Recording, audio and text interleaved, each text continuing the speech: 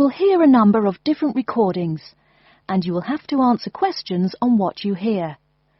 There will be time for you to read the instructions and questions, and you will have a chance to check your work. All the recordings will be played once only. The test is in 4 sections. At the end of the test, you will be given 10 minutes to transfer your answers to an answer sheet. Now turn to Section 1. Section 1. You will hear a conversation between a clerk from a moving company and a woman who wants to relocate to the United States.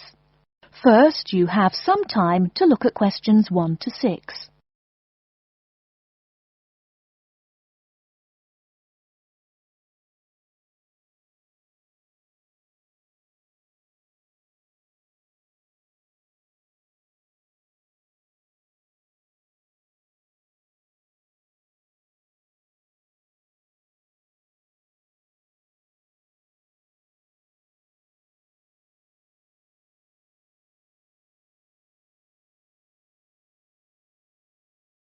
You will see that there is an example which has been done for you. On this occasion only, the conversation relating to this will be played first. Good morning, ma'am, and welcome to Australia's Moving Experience. How can I help you? Well, I hope you can help me. I'm so up in the air right now. Just calm down now. Let me guess. You're moving and it has you a little confused. That's it exactly. You see, I'm relocating to the United States next month, and I'm having a hard time getting organised. Here, fill out your name and address and let me ask you a few questions. Oh, what should I call you? My name is Jane Bond. The woman says that her full name is Jane Bond, so Jane Bond has been written in the space. Now we shall begin. You should answer the questions as you listen, because you will not hear the recording a second time. Listen carefully and answer questions 1 to 6. Good morning, ma'am, and welcome to Australia's Moving Experience. How can I help you? Well, I hope you can help me. I'm so up in the air right now. Just calm down now. Let me guess. You're moving and it has you a little confused. That's it exactly. You see, I'm relocating to the United States next month, and I'm having a hard time getting organised. Here, fill out your name and address and let me ask you a few questions. Oh, what should I call you? My name is Jane Bond. OK, Jane, first of all, what's your work phone number? In case I have any questions about things. My work phone is 9463 550. But please try not to call me too often there. My boss hates personal calls. So does mine, ma'am. So does mine. And what address should we ship your things to? My new company is letting me stay temporarily at 509 Clark House. That's C-L-A-R-K.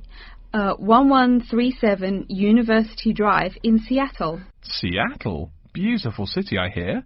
Mountains right beside the ocean almost. Cooler than Australia, too. OK, and when should we come pack your things? I guess that would be on Monday, March 11th. Do you want any help with an after-packing clean-up? We do that for a small additional charge. Yes, that would be helpful. I promised the landlord I'd give her the keys back by 5 p.m. on Thursday the 14th. Great. We'll just schedule the clean-up for that day. That way, the place will smell clean and there'll be no dust. Well, you do think of everything. Oh, how much is this going to cost? Here is a list of our basic prices. Oh, dear. This seems rather expensive. Yes, ma'am, but you're paying for the best. We're careful and we're fast. Like we say, the only thing we break are speed records getting you moved. Well, maybe that's so. Oh, I nearly forgot to tell you. I don't want my furniture shipped with me. I won't be looking for an apartment till after I arrive in America. Would it be possible to put my furniture in storage here for a month, then have it sent along later? Of course, we do that all the time. A couple of other things. Here at A Moving Experience, we try to pack your things logically. We don't just throw stuff in boxes. Before you hear the rest of the conversation, you have some time to look at questions 7 to 10.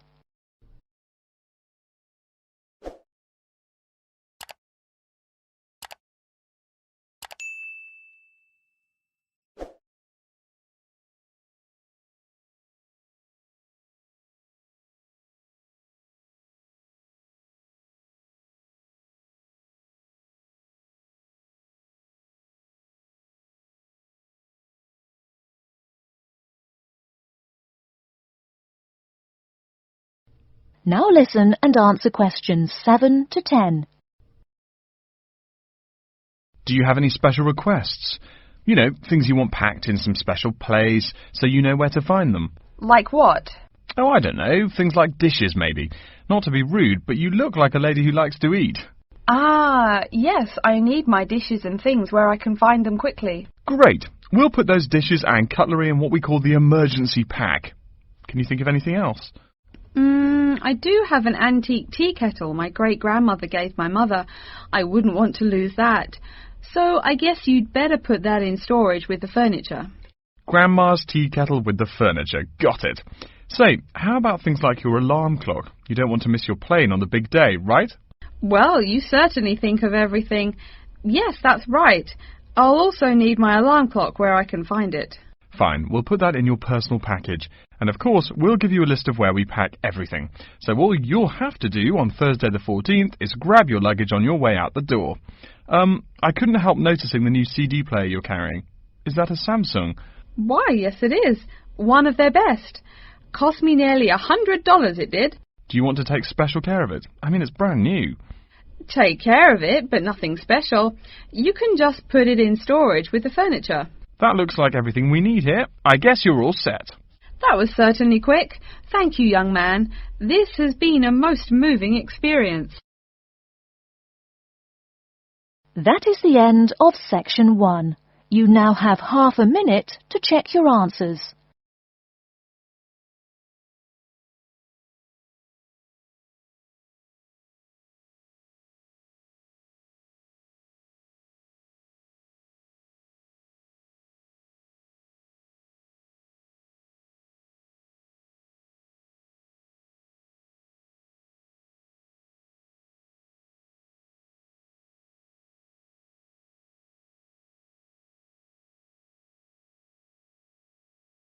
Now turn to Section 2.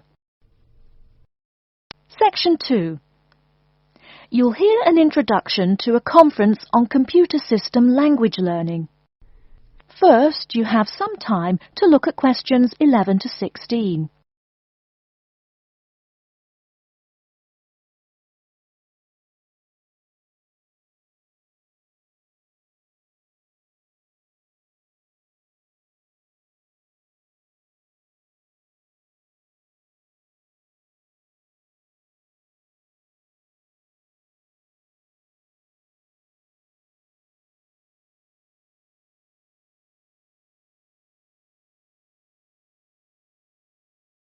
Now, listen carefully and answer questions 11 to 16.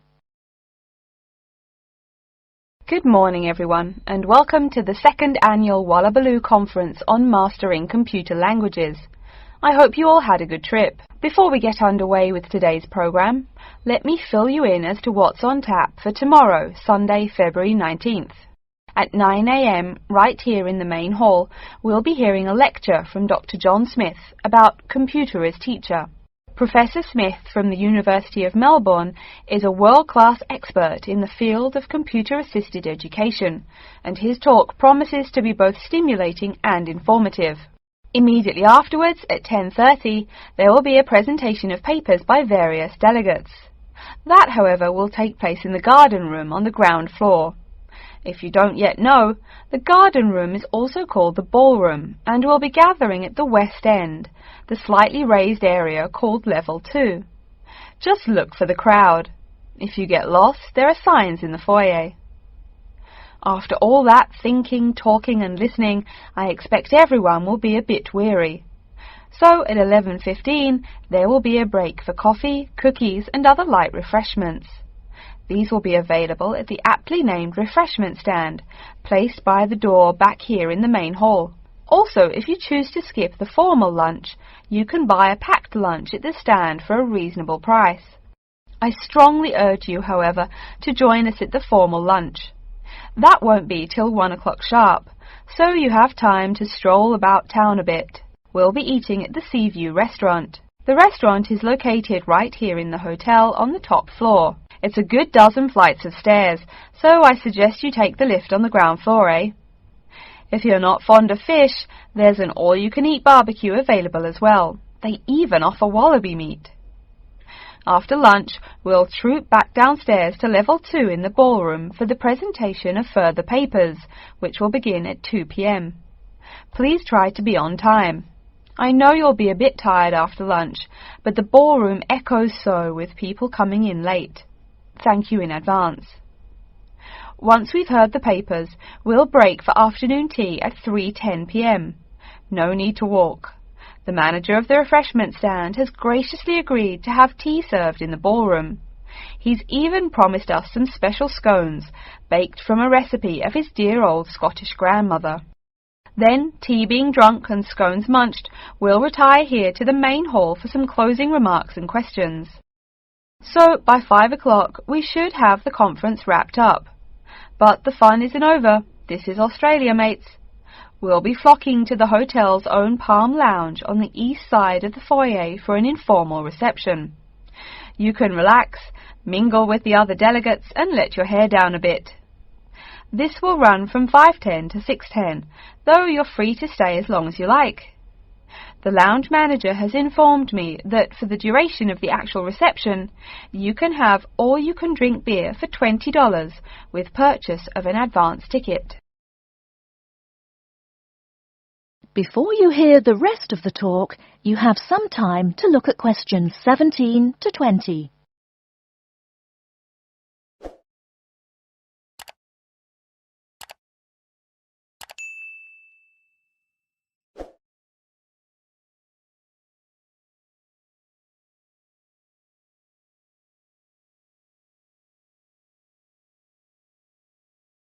Now listen and answer questions 17 to 20.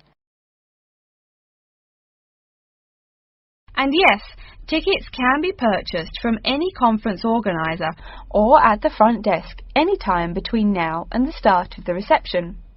I suggest you come by tomorrow evening to pick up the tickets, since the conference hall only holds 800 people. That way you can also get your journey planned ahead of time and be sure not to miss this truly memorable conference. If you want cocktails, however, I'm sorry, you'll have to pay for those at the regular price. Oh my goodness! Speaking of paying, I see I forgot to tell you a couple of things. The first is about lunch. The charge for the lunch will be $15 for all you delegates. If you have guests with you, the cost is $25 for the general public and $6.50 for children under the age of 10. That's $15 each, not total for everyone. Another item is about the lunch menu. I very much urge you to try the fish. I mean, look at the restaurant's name, the Sea View. As the name suggests, it is a famous seafood restaurant. The chef is a Basque from Spain, and he really gets quite put out when people ignore his fish specialities for burgers or barbecue. If fish isn't your thing, though, try the steak. He makes an exquisite filet mignon topped with blue cheese and mushrooms. Finally, if you'd like to buy a ticket, you can have both lunch and unlimited beer for $35. I should have mentioned that earlier, but I am a bit forgetful. Maybe I should avoid the beer after the conference, eh? Well, I've said my bit. Are there any questions? That is the end of section 2. You now have half a minute to check your answers.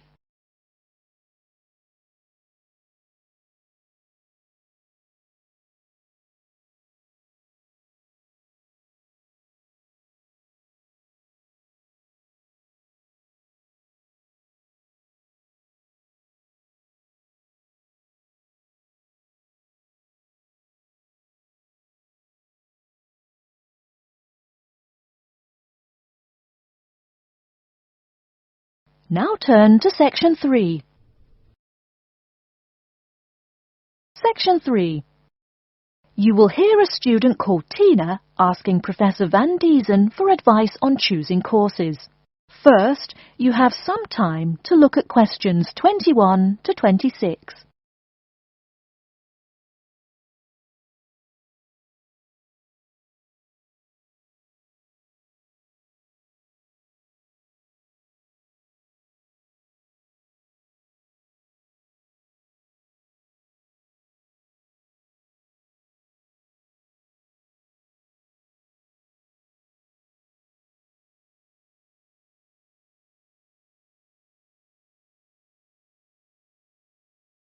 Now listen carefully and answer questions 21 to 26. Hello, are you Professor Van Diesen? Yes, I am. And who might you be? Oh, sorry, my name is Tina. I'm a freshman here. They told me I should ask you for advice in choosing courses. Well, that's part of what I'm here for. Please come in and sit down. Now, what are your questions? I almost don't know. Everything is so confusing. Like, what is a specialized course? Oh, easy. A specialized course is one that is compulsory, meaning it's a requirement for your major, and regular, so you can't place out by taking a proficiency exam. That sounds pretty strict. Then what are all these general courses? I seem to have to take so many. Nothing to be alarmed over. These are courses open to all students and not directly related to your major. The university offers these general courses to choose so that you can become more well-rounded individuals. For example, I see you're a microbiology major, so it might be a good idea to take some literature or history courses so that you can know something besides all science. You mean these courses are like for fun? That might be one way to look at it, but don't tell the literature professor such a thing. Think of a general course as the opposite of a specified course. A specified course is one that pertains directly to your major.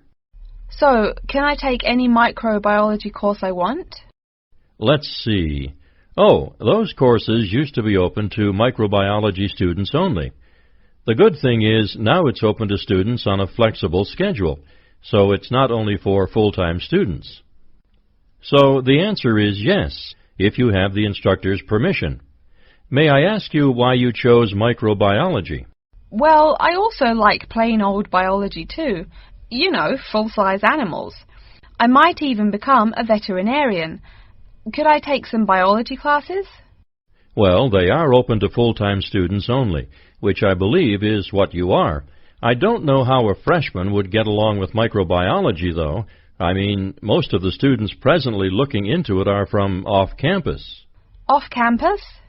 Yes, you know, people who use it in their work at hospitals, laboratories, even a police detective. Why did you choose microbiology, if I may ask? I don't think you quite answered that. Well, eventually I want to be a doctor. At least my dad tells me so. If I may say so, young lady, you seem a little uncertain. Still, I think that might be a good idea for a career. Of course, if you're thinking about being either a doctor or a vet, you should take some medical science classes before you even think of applying to med school. Great! What should I take? There is one small problem. The new medical sciences building is under construction, so there are no experimental facilities available until next year. I'm afraid you'll have to wait, but don't forget to take those courses at the first opportunity. Oh, bummer. Is there any other course you'd recommend for someone like me? Well, since you seem to like animals, have you ever thought about looking into environmental science? No, I never really thought about it before. Is it worthwhile? Quite. In fact, it's the fastest-growing subject on this campus. Before you hear the rest of the talk, you have some time to look at questions 27 to 30.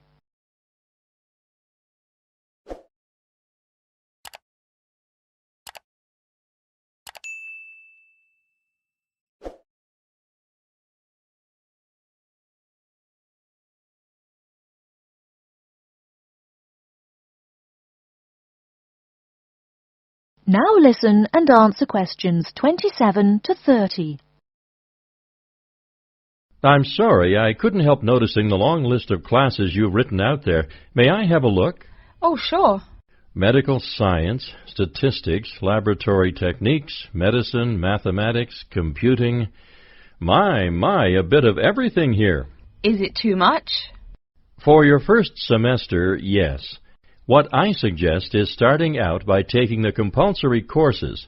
Like we said before, the medical science can wait. Consider taking that in your sophomore year. I think I'd put off computing, too. I recommend to all freshmen that I talk to get the compulsory mathematics out of the way as early as possible, So take that one. It'll be one less difficult course you have to focus on when the science lab opens next year, and you have to catch up on classes like laboratory techniques. Your major also requires statistics, so you have to balance 2 math classes, and no doubt you should take that. Otherwise, get your required medicine course out of the way by taking something theory-based. Oh, of course, and your environmental science class, if you're interested. The others can wait, though I think computing is definitely a good idea, even though it's not required. I see, too, on your paper there, you seem to have had high marks on the entrance exam. Yeah, I guess so. Don't be shy. Have you thought about applying for a scholarship? Do they have any? I mean, my dad is always complaining about how much money it costs him. In your department, there are actually 3 full scholarships available. They cover tuition and provide $1,500 cash. $1,500 cash? Party! Please, miss, the money is intended more as a textbook allowance, not party money. If you promise to behave, I'll show you how to apply. Great, and thanks. That is the end of Section 3. You now have half a minute to check your answers.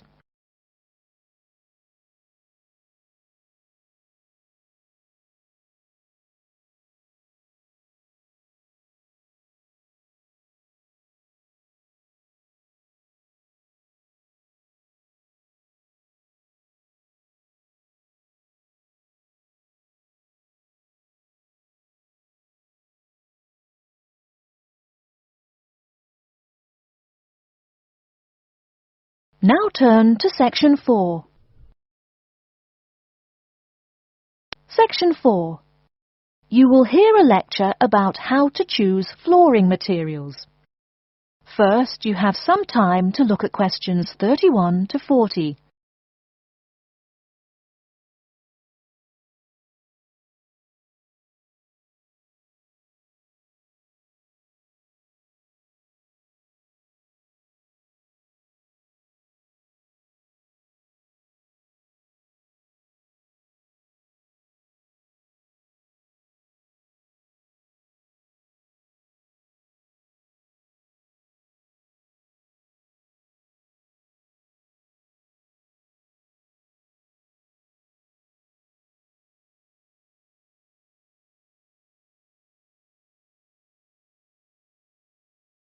Now listen carefully and answer questions 31 to 40. We've been talking about choosing building materials in the last week. Now, a great many factors influence the choice of building materials. You can't make a house of cards, right? And people who live in glass houses and all that. Anyhow, today I'd like to say a few words about flooring. Some artificial materials can be used, like plastic for instance, which offer mixed blessings when used as a flooring surface. On the one hand, plastic is cheaper than nearly any other alternative, short of bare ground. Plastic also does not warp like wood. On the other hand, the best that can be said about plastic is that it looks like wood or stone. However, it cannot replace the real materials. As I have mentioned, I'm fixing up a new house. The decorator my wife hired told me plastic does a great job of looking exactly like plastic. Besides, it scratches easily, fades or discolours, and starts cracking within a year or two. So, if you're fitting out a sleazy hotel or plan to live in a trailer park, go with the plastic. Really though, for all intents and purposes, this leaves us with wood or stone as choices for flooring. Stone and wood are alike in at least one respect. Both go through processing before they can be put to use. Since few of us cut our own lumber or quarry our own stone, this is not perhaps a pressing concern. Still, do-it-yourselfers would do well to remember to buy only properly seasoned wood. Unseasoned wood warps, and a warped floor quickly becomes firewood, and its owner quickly becomes poorer. Likewise, except for dull-hued materials like slate or sandstone, most stone floors are polished before installation. The choice goes well beyond just wood or stone. Each type requires many further considerations. A few special remarks are called for when considering wood. For example, as always, aesthetics, personal taste and layout all play roles, as well as the type of house or room. Oh, and certainly don't forget the cost. When it comes to cost, a rule of thumb is that the softer and less exotic the wood, the lower the cost. In the US, for instance, pine is both ubiquitous and cheap.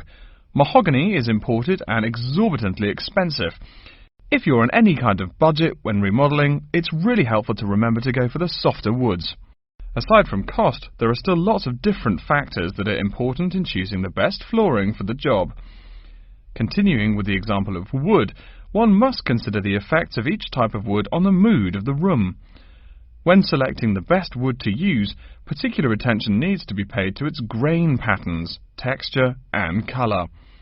In rooms where relaxation or deep thought is the aim, say bedrooms or the study, dark, strong-grained woods are the rule. Here, the grain ought to match the furniture for a feeling of homogeneity. In rooms where activity and motion are typical, the dining room or living room, lighter, finer-grained lumber is more suitable. In such a setting, the wood grain might be useful in offering a contrast to the furniture. This leads to a feel of subconscious excitement in keeping with the room's function. In either case, though, consult a decorator. It is a decorator's job to know what materials to use to fit the function of the room. Though some things about putting together a room are subjective and based on one's individual taste, materials appropriate to a room's function are much more straightforward. A decorator takes the needs of the customer and uses a mathematical formula rather than subjective words. Since feelings vary from person to person, verbal descriptions of wood types tend to be ambiguous. You want the wood you select, not something approximate. And if you do decide to do it yourself, remember that all wood must be treated with preservatives to enhance its appearance and preserve its natural beauty. In the case of stone, or quarry tile, as flat-cut flooring stone is properly called, a new set of considerations must be weighed up. Simple colour aside, the degree of reflection must be kept in mind. This is called the reflectance rate, which is expressed in a number between 0.0 and 1.0, depending on the amount of light it reflects. At one end of the scale is polished silver. At a rating of 1.0, this shiny surface reflects nearly all of the light directed at it. Numbers closer to 0 describe materials that absorb more light. Moving down the scale a bit, we see that plastic that has been painted white has a rate of 0.8, which makes sense. We know that the colour white reflects all other colour, while black absorbs all colour, and plastic itself is a relatively reflective material. Materials that are denser and darker have reflectance rates much closer to 0. The quarry tile I mentioned a while ago has a rate of 0.1. As you may know, quarry tile is generally dark brown and made from clay, so it is quite dense. Of course, there is considerable variation among types of quarry tile because of the hue or treatment of the clay during its creation. Does anyone have any guesses as to what material may have a rate of almost 0.0? We can guess most of these materials are black in colour, but plastic, wood and even stone reflect some light. One material with a rate of almost 0.0 is black velvet. The texture produces almost no shine at all.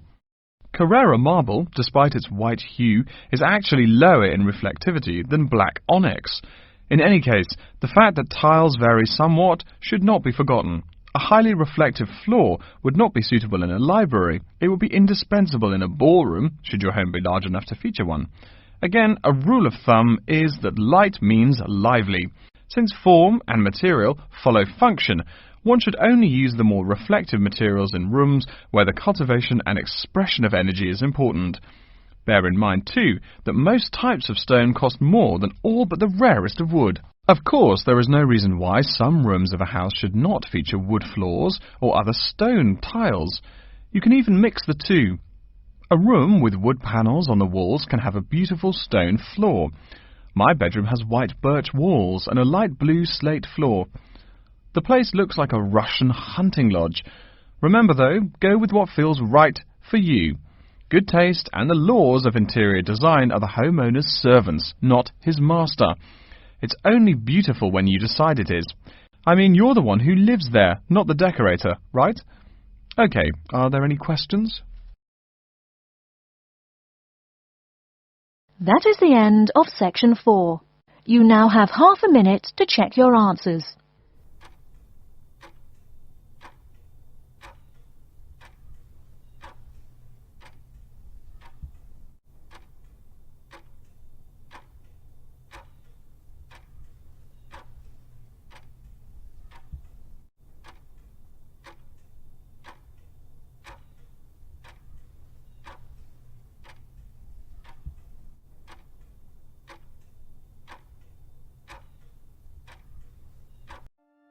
That is the end of the listening test.